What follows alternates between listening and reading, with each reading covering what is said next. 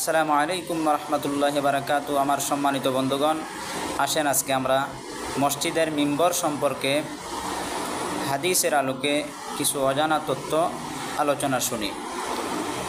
এই বিষয়ে আলোচনা করতে হলে প্রথমে একটি হাদিস উল্লেখ করতে হবে, যে হাদিসটি হজরত ইমাম বুখারী রহমতুল্লাহি তাআলা আলাইহি তিনি তার তারিখে কবিরের মধ্যে এই হাদিসটি উল্লেখ করেছেন। নবী করিম সাল্লাল্লাহু আলাইহি সাল্লামের বিশিষ্ট সাহাবী হযরত কাব ইবনে উজরা রাদিয়াল্লাহু তাআলা আনহু থেকে বর্ণিত, তিনি বলেন, একদিন মসজিদে নববীর মধ্যে আমরা সাহাবীরা উপস্থিত ছিলাম। নবী করিম সাল্লাল্লাহু আলাইহি ওয়াসাল্লাম মসজিদে নববীতে আসলেন, মিম্বরের নিকটে গেলেন, আমাদেরকে উদ্দেশ্য করে বললেন, উহজুরুল মিম্বারা, হে আমার সাহাবীরা, আপনারা মিম্বরের কাছে আসেন। তখন নবী করিম সাল্লাল্লাহু আলাইহি সাল্লামের মিম্বরের কাছে গেলাম, আমরা মিম্বরের নিকটে গেলাম। নবী করিম সাল্লাল্লাহু আলাইহি সাল্লাম মিম্বরের প্রথম সিঁড়িতে পা রাখলেন, বললেন আমিন। মিম্বরের দ্বিতীয় সিঁড়িতে পা রাখলেন, বললেন আমিন। মিম্বরের 3 নম্বর সিঁড়িতে পা রাখলেন, বললেন আমিন। আমরা নবী করিম সাল্লাল্লাহু আলাইহি সাল্লামকে উদ্দেশ্য করে বললাম, ইয়া রাসূলুল্লাহ, সামিআনা মিনকাল ইয়াওমা ইয়া রাসূলুল্লাহ শাইআন মা কুন্না নাসমাউ। ইয়া রাসূলুল্লাহ, আজকে আপনার জবান থেকে, আপনার পবিত্র জবান থেকে এমন কিছু কথা শুনতে পেলাম যা ইতিপূর্বে আমরা আর কখনো শুনি নাই।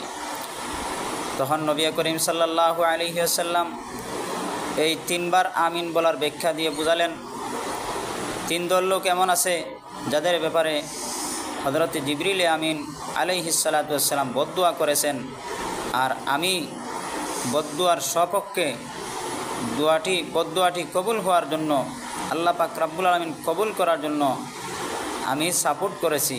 অর্থাৎ আমি আমিন বলে একথা বুঝিয়েছি যে, হে আল্লাহ, আপনি জিবরিলের বদদুয়া কবুল করে নেন।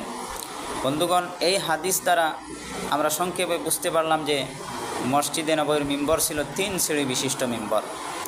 3 সিঁড়ি বিশিষ্ট মিম্বরে বসে আমাদের প্রিয় নবী সরকারে দু আলম জনাবি মুহাম্মদুর রাসূলুল্লাহ সাল্লাল্লাহু আলাইহি সাল্লাম ওয়াজ নসিহত করতেন এবং মিম্বরে দাঁড়িয়ে খুতবা দিতেন। নবী করিম সাল্লাল্লাহু আলাইহি সাল্লাম কীভাবে মিম্বরে বসতেন এবং নবী করিম সাল্লাল্লাহু আলাইহি সাল্লামের পরবর্তী সাহাবারা অর্থাৎ খুলাফায়ে রাশিদিনরা কীভাবে মিম্বরে বসতেন, এ বিষয়ে কিতাবুল ওয়াফা নামক হাদিসের কিতাবের মধ্যে একটি হাদিস উল্লেখ আছে। হযরত আবু জিনাদ তিনি এই হাদিসটি উল্লেখ করেন, নবী করিম সাল্লাল্লাহু আলাইহি ওয়াসাল্লাম মসজিদে নববীর মিম্বরে 3 নম্বর সিঁড়িতে বসতেন, 2 নম্বর সিঁড়িতে পা রাখতেন। এভাবেই নবী করিম সাল্লাল্লাহু আলাইহি সাল্লাম সাহাবায়ে কেরামকে দ্বীনের কথাবার্তা, দ্বীনের নসিহত করতেন এবং বয়ান পেশ করতেন। হযরত নবী করিম সাল্লাল্লাহু আলাইহি সাল্লামের ইন্তেকালের পরে হযরত আবু বকর সিদ্দিক রাদিয়াল্লাহু তাআলা আনহু নবী করিম সাল্লাল্লাহু আলাইহি সাল্লামের প্রতি তাজিম এবং তাকরীমের খাতিরে তিনি মিম্বরের 2য় সিঁড়িতে বসতেন এবং সর্বশেষ সিঁড়িতে পা রাখতেন। এভাবেই চলতে থাকলো। হযরত আবু বকর সিদ্দিক রাদিয়াল্লাহু তাআলা আনহু এরকমভাবেই মিম্বরে বসতেন এবং তাজিম এবং তাকরীমের সাথে নবী করিম সাল্লাল্লাহু আলাইহি সাল্লামের মিম্বরটি ব্যবহার করতেন। হযরত আবু বকর খেলাফত আমল শেষ হলো, হযরত উমর ইবনুল খাত্তাব রাদিয়াল্লাহু তাআলা আনহু 3 নম্বর সিঁড়িতে বসতেন এবং জমিনে পা রাখতেন। এভাবে হযরত আবু বকর সিদ্দিক এবং হযরত উমর ইবনুল খাত্তাব রাদিয়াল্লাহু তাআলা আনহুমা তারা এভাবে বসতেন। 3 নম্বর খলিফা হযরত উসমান গনি রাদিয়াল্লাহু তাআলা আনহুর খেলাফত আমলের প্রথম 6 বছর তিনি হযরত উমর ইবনুল খাত্তাব রাদিয়াল্লাহু তাআলা আনহুর অবস্থানে তিনি যেভাবে বসতেন ঠিক সেইভাবেই হযরত উসমান গনি রাদিয়াল্লাহু তাআলা বসতেন, অর্থাৎ 3 নম্বর সিঁড়িতে বসতেন এবং জমিনে পা রাখতেন। এইভাবে 6 বছর কাটল।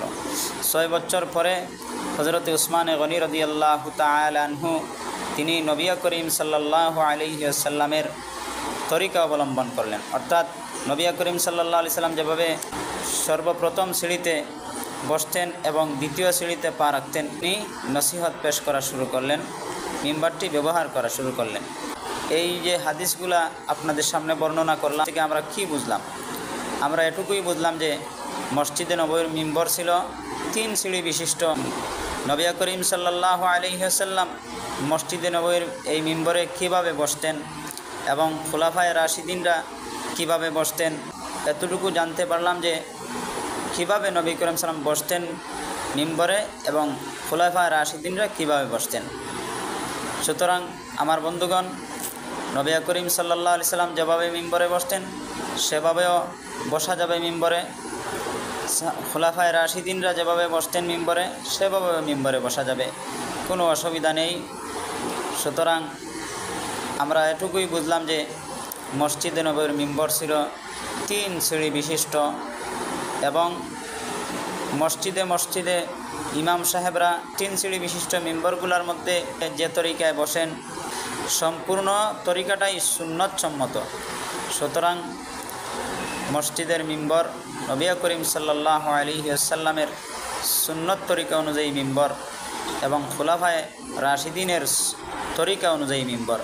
আর নবী করিম সাল্লাল্লাহু আলাইহি ওয়াসাল্লামের অনুকরণ করা আমাদের জন্য যেরকমভাবে আবশ্যক, ঠিক সেই রকমভাবে খুলাফায়ে রাশিদিনের অনুকরণ করাও আমাদের জন্য আবশ্যক। কেননা নবী করিম সাল্লাল্লাহু আলাইহি ওয়াসাল্লামের সহিহ একটি হাদিসের মধ্যে আছে, আলাইকুম বিসুন্নতি ওয়া সুন্নাতিল খুলাফাইর রাশিদিন আল মাহদিয়িন আযু আলাইহা বিন নওয়াজিজ। নবী করিম সাল্লাল্লাহু আলাইহি ওয়াসাল্লাম বলেন, হে আমার উম্মতের দলেরা, আমি নবীজির অনুসরণ করা তোমাদের জন্য যেরকমভাবে আবশ্যক, অর্থাৎ আমার সুন্নতের অনুসরণ করা তোমাদের জন্য যেরকমভাবে আবশ্যক, আমার খুলাফায়ে রাশিদিনদের সুন্নত অনুসরণ করা তোমাদের জন্য আবশ্যক। সুতরাং এই সমস্ত সংক্ষিপ্ত কথায় আমরা এটুকু বুঝতে পারলাম যে মসজিদের মিম্বরে নবীজি যেরকম বসেছেন সেই রকমভাবেও আমরা বসতে পারি। চাইলে সাহাবায়ে কেরামরা যেই রকমভাবে বসে ওয়াজ নসিহত করেছেন, খুতবা প্রদান করেছেন, সেই রকমভাবেও আমরা চাইলে বসতে পারি। আল্লাহ পাক রব্বুল আলামিন সংক্ষিপ্ত কথার উপর আমাদেরকে আমল করার এবং বোঝার তৌফিক দান করুন। আমিন।